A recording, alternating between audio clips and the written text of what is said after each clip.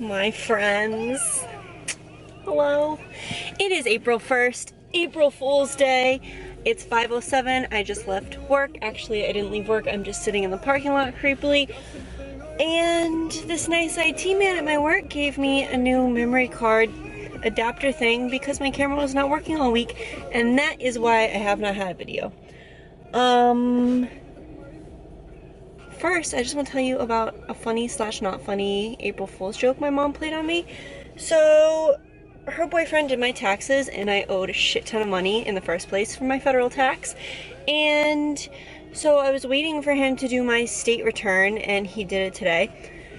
And she texted me and she's like, you owe like $580 something. And I just get so upset.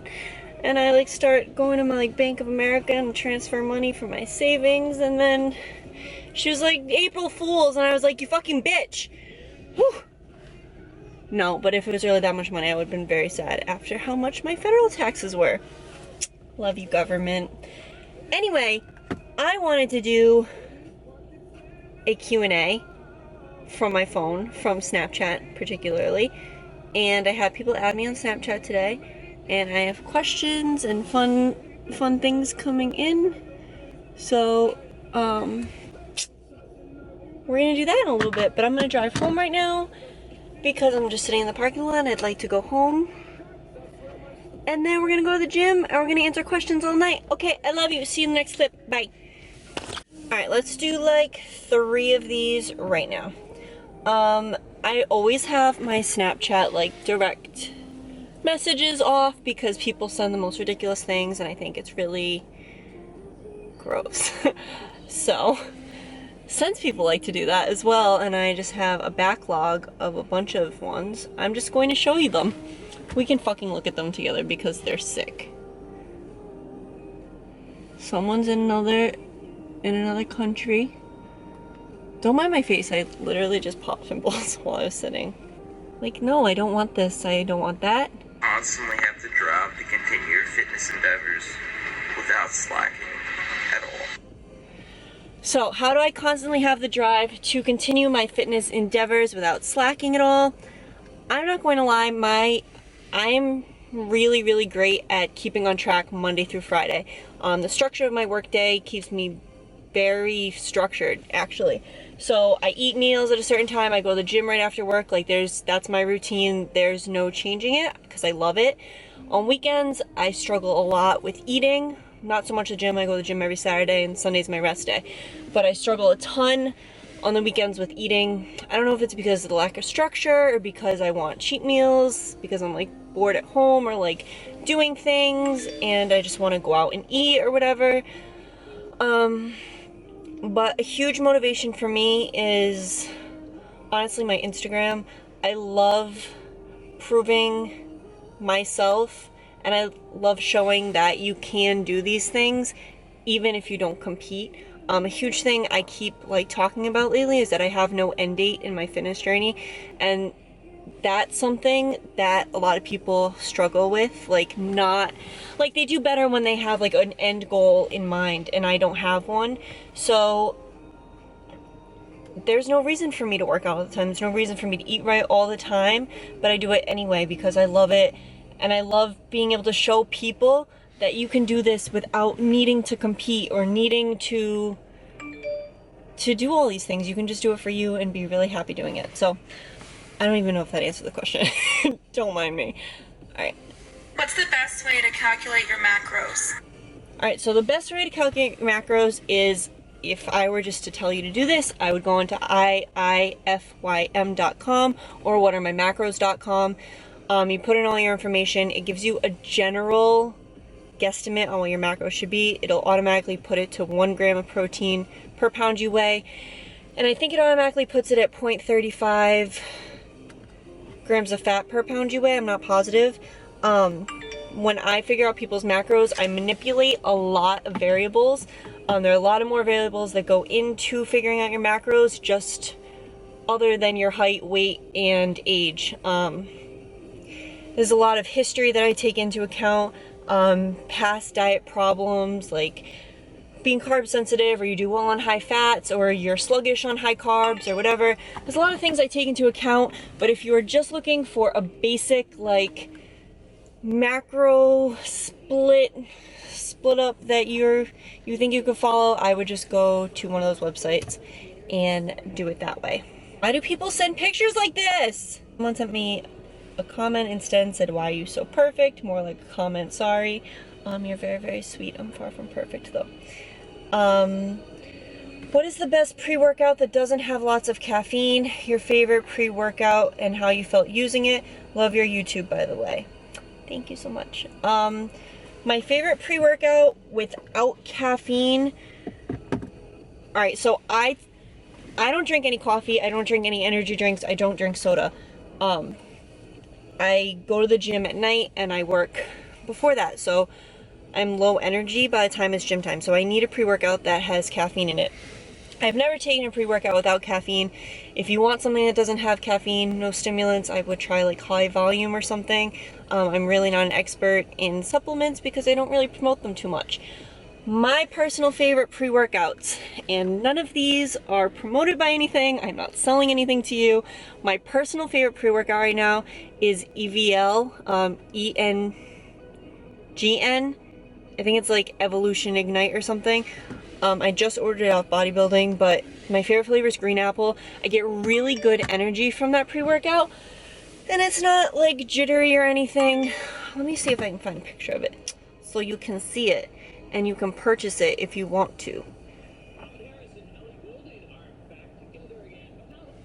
I just really, really like it. I also like 360 Cuts pre-workout in cotton candy, and I don't mind C4, the 50 times one in fruit punch. I personally didn't like High Volume and Alpha Amine together as a pre-workout. I didn't get much from it, so, but a lot of people really, really like that too. What's the best way to open up hip flexors on leg day? So my leg stretches before I do legs are not a way for me to pre-exhaust my muscles. I tend to go heavy on leg days, especially if it's a squat day, and I do not want to pre-exhaust anything. So the only stretches I do before leg days are I'll just be swinging my legs back and forth, forward and backwards, and then sideways. I'll also like lay on the ground with my legs like open, kind of like a frog stance. I don't know if there's like names for all these exercises, stretches, but I'll like lay and I'll press my hips open and I'll kind of like roll them back and forth. I honestly don't know if you're supposed to do that. I just would suggest doing like those fluid movements before leg day to kind of open everything up. Is a 100-calorie increase, 15 carbs, 4 fat every week for a bulk sufficient enough? I wouldn't do 100 calories a week for a bulk. I prefer to do things slowly, as you guys know.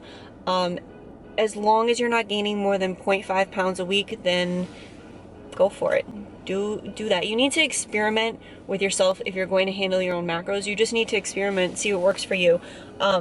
Make sure you're like staying within guidelines, but experimenting is really the best way to figure out what works best for you. My client's doing rows for days. I'm going to go inside. I'm going to start making dinner, take the dogs for a walk, and we will finish this up later. Okay, bye. What has been your greatest accomplishment in fitness thus far? Oh my god, that's such a good question. And something I've actually never thought about, because since I don't like compete or anything, there's really no accomplishments that most people would consider accomplishments. So for me, some like huge goals I had that I really, really wanted to, my New Year's resolution last year was to go to the gym a full year, and I did that, and I feel like starting this whole journey was a huge accomplishment because it's not easy. I'm not going to lie, it's not easy. So that's a huge accomplishment for me. Squatting 225 was a huge accomplishment for me. Putting out my Train Like Me volumes was like huge for me. Starting my certifications, that was big for me. Just like small things along the way that were short-term goals, and I ended up accomplishing them. I'm a huge believer in creating short-term goals, because if you're only looking like really far into the future, it just seems like a never-ending path. So if you create like short-term goals along the way, do 10 pull-ups, squat, whatever, make it to the gym 5 days a week, every week. You get excited about things and you get to congratulate yourself and feel excited about your accomplishments. So yeah, I think those are them. Let's go smash some shoulders and triceps, and then we'll answer more questions. Show you out. Tonight I wanna show you out. What you got, a billion could never buy. No. We gonna party like it's 30-12 tonight. I wanna show you all the finer things in life. So just forget about the world, be young tonight. I'm coming for you. Is it too late now to say sorry? 'Cause I'm missing more than just your body. Oh, is it too late now to say sorry? Yeah, I know that Mid-workout, but I figured we could answer another question. How do you increase your appetite? By the way, you're beautiful. Thank you, Juan. Increase my appetite? Damn, I pray to God that never happens. I personally have never had an issue with appetite, but I know a lot of people do. Like when I give them their macros, they're like, this is so much food, how do I eat this? I'm like, oh, I'll fucking eat it for you. But I think that if you don't have an appetite, you can try by just like slowly increasing your calories. So say like not eating 500 more than you're used to. Starting slow with 50 and then maybe going to 75 more and then 100 more. And if you slowly increase, maybe over time, you'll be able to like handle more food. A lot of times it's a mental thing with being hungry and having an appetite. Or if you're eating things you really just don't like, that is sometimes a reason why people won't have an appetite. So just eat things you enjoy and slowly increase your food intake and see if that works. Ever consider competing? It has been considered many, many times. Yes, I'm a bodybuilder, like this, because like that's what I want to look like. It's never been for other people, and I know I talk about competing all the time, like how I don't compete, but I think that I'm in like a really good place, like with my body and food and everything, and I think it would take me to like a dark place almost, and it might just not be healthy for someone like me. I do have like histories of like binge eating on weekends and stuff, and I just would never want to get back to that or feel hungry. I just really love this and I don't want to fall out of love with all of this, and I feel like that might happen. Also the cost, like I'm trying to buy nice cars, I'm trying to buy a house. Spending $2,000 on a competition just isn't, like I could spend that money on that, but I have like other goals right now. But I think it's awesome when people do compete. I was wondering about carb cycling and how you know how low you should go in your carbs for your low carb days. Thank you. So I personally, alright, if you're in a competition prep, yes, you need to carb cycle, because what you take in is very, very important in how it reacts to your body and your workouts and getting you cut as fuck. On just like a normal person, I don't believe carb cycling is necessary unless you hit a plateau. You don't want to decrease overall calories, but some days you can afford to have less energy, less carbs than other days. Just like with any macros and deciding anyone's macros, it's all very individual. There's no way to just say what your carbs should decrease by. Your carbs should equal out to like an overall carb goal that you do have for like the entire week. When I do carb cycling like programs for people, I spread out the macros the entire week and I allot the carbs to different places based on the training days. So rest days, your carbs would be the lowest. Moderate and high days would follow. Usually leg days are high days, but it all depends on the individual. So that question was kind of hard for me to answer. Back to the workout. Down, is it too late to say I'm sorry now?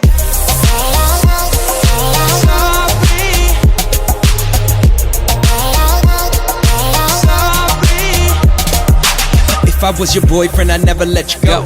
I could take you places you ain't never been before. Baby, take a chance so you never know. I got money in my hands that I really like to blow. Swag on you. Chillin' by the fire while we eatin' fondue. I don't know about me, but I know about you. So say hello to falsetto in 3, 2. Is it too late now to say sorry? 'Cause I'm missing more than just your body. Oh, is it too late now to say sorry? Yeah, I know that I let you down. Is it too late to say I'm sorry now?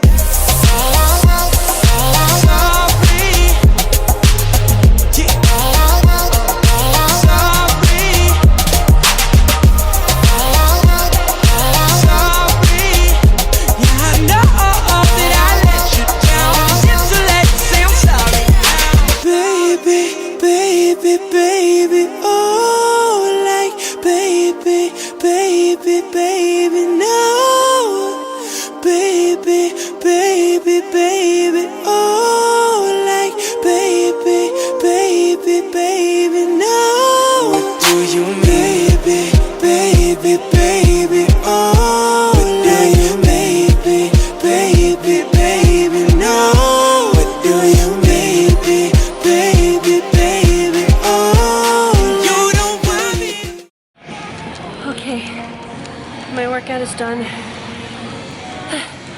I have 2 more questions.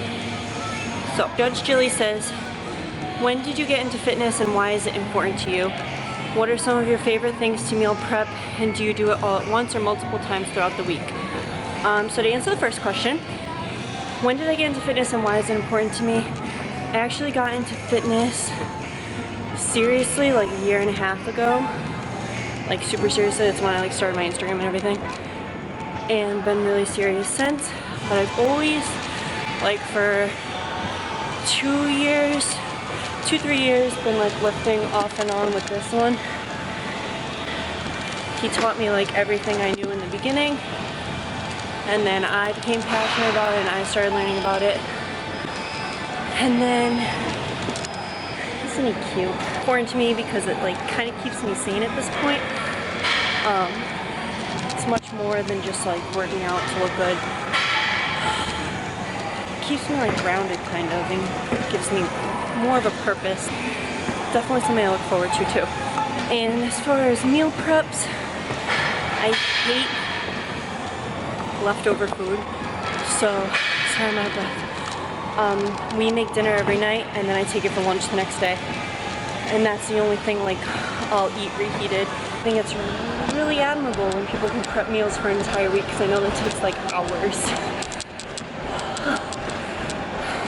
My legs are always the slowest to grow. What exercises can I do specifically to help grow the quads? I am super quad dominant. If you have not noticed, they grow very easily for me.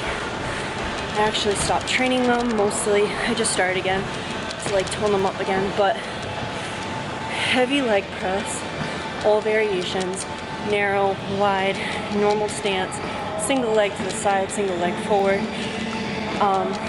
Step ups, I feel a lot in my quads, certain ways standing for lunges, and certain ways standing for just split squats. Really have grown my quads. Squats in general have grown my quads. And leg extension, single leg and double leg. Can you tell I don't cardio much? Bring up, if one of your muscle groups is lagging, bring up the training frequency. Train your legs 3 times a week instead of 2.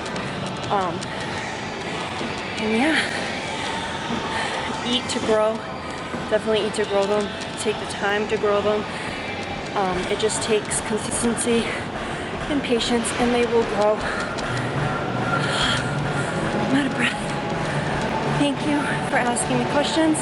Thank you for watching my Q&A and watching this video. I know it's kind of random. But yeah, say bye, babe. Say bye. Bye. He says bye. Okay.